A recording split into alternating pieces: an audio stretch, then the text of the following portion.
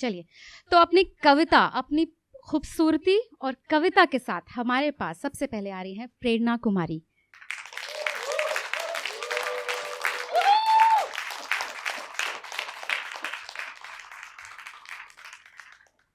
Hi everyone, मेरा first है live stories में and I am very happy and excited about it.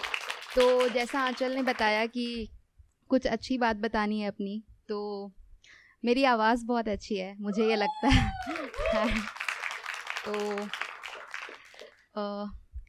सबसे पहले 2 पंक्तियों से शुरुआत करूँगी एंड जो जॉब करते हैं वो आई थिंक रिलेट कर पाएंगे मेरी बातों से।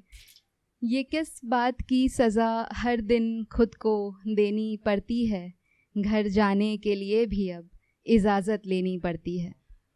एंड इश्क पे लिखा है तो इश्क पे सुनाते हैं। आई थिंक जिन्होंने कभी ना कभी किसी पॉइंट ऑफ टाइम पे इश्क किया है वो रिलेट कर पाएंगे एंड वो बहुत लकी होते हैं जिन्होंने एक्सपीरियंस किया है इसको। तो शुरू करते हैं।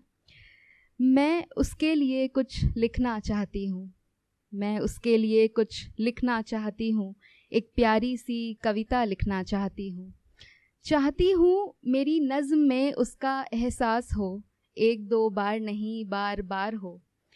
पर जब जब उठाती हूँ कलम और सोचती हूँ उसके बारे में, पहले तो खो जाती हूँ मैं ख्यालों में, फिर सोचती हूँ कि क्या लिखूँ उसके बारे में। उसकी सूरत लिखूं या लिखूं उसकी सीरत, उसकी बातें लिखूं या खामोशी लिख दूं, या ये लिख दूं कि कैसे वो एक शख्स मेरे लिए पूरी दुनिया से लड़ सकता है, या फिर ये लिख दूं कि कैसे मुझे वो बिंदी झुमके कुर्ती और खुली जुल्फ़ों में देख हर बार अपना दिल हार जाता है। या फिर लिख दूं हमारी पहली मुलाकात, वो बारिश, चाय और ढेर सारी बात, या फिर उस दिन का जिक्र लिखूं जब पहली बार उसका हाथ मेरे हाथों में था, दिल की धड़कन बढ़ी हुई थी और उसकी आंखें सब कुछ कह गई थी। या फिर ये लिख दूं कि कैसे उसका साथ मुझे हिम्मत देता है कि वो पास है तो किसी बात से डर नहीं लगता है, या ये लिख दूं कि मुझे शिकायत है उससे, या फिर ये लिख दूं कि मुझे शिकायत है उससे कि वो प्यार जताता नहीं है, दिल में इश्क तो पूरा है पर कभी दिखाता नहीं है।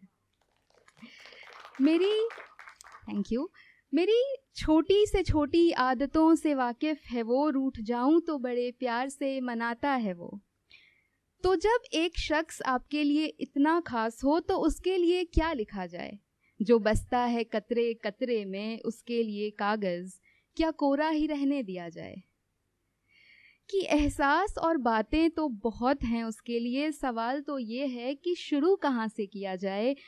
तो इस असमंजस से घिरी मैं कागज़ को यूं ही कोरा छोड़ देती हूँ और आंखें मूंद लेती हूँ और सोचती हूँ कि कितना मुश्किल है ना किसी अपने के लिए कुछ लिख पाना। लोग कहते हैं मैं अच्छा लिख लेती हूँ, पर ये इश्क का असर तो देखो, जब जब बात उसकी आती है मैं अपनी ही कलम से हर बार हार जाती हूँ।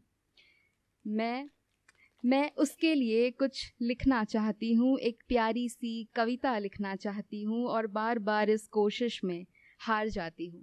पर पता है अच्छी बात क्या है? अच्छी बात ये है कि इस हार का मुझे कभी भी अफसोस नहीं होता। Thank you.